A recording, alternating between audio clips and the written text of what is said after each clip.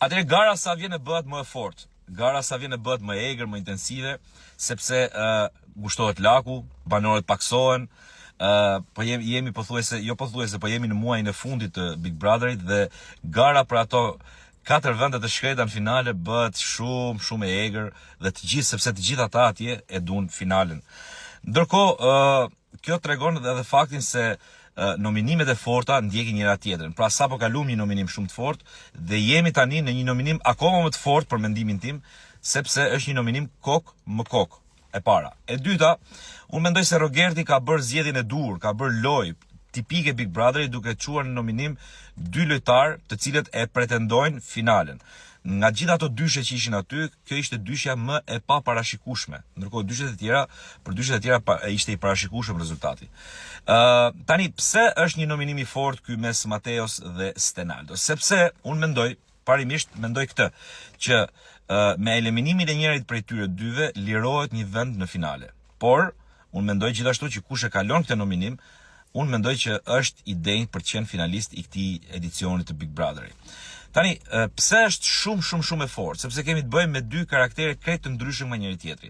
Pra, nuk kanë asnjë ngjashmëri si lojtar, Mateo me Stenaldon. Nga njëra anë kemi një Mateo i cili i ka dhënë shumë gjyra shtëpisë, është munduar debatoj me të gjithë, e kupton, është gjendur gjithkund për debate, ka një histori varë me Brikenën, të cilën për mendimin tim duhet ta kishte ndërprerë dhe duhet merret më shumë me Big Brotherin se sa me Brikenën, sepse Brikena çoku e ngatron nga njerë. Nga ana tjetër e ka thënë vetë Mateo që unë nuk kam një strategji, strategjia ime ka thënë është që të çmontoj të tjerë dhe këtë ka bërë, që është e vërteta, pra i ka ndej besnik strategjisë vet.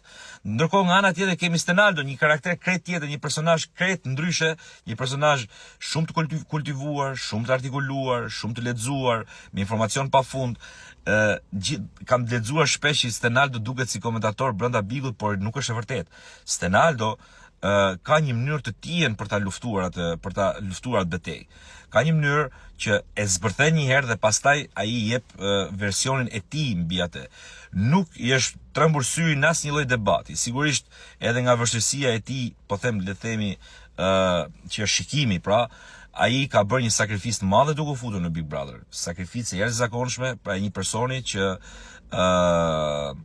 nuk është viktimizuar asnjë ditë për atë defekt që ka, apo për atë, si thush, vështirësi që ka. Dhe në këtë kuptim edhe Stenaldo hyn tek banorët e fortë të kësaj shtëpie, siç hyn dhe Mateo pa diskutim. Pra kemi të bëjmë me një nominim jashtëzakonisht shumë të fortë. Banorët janë disi të ndarë, disa duan që të dalë Stenaldo, disa duan që të dalë Mateo.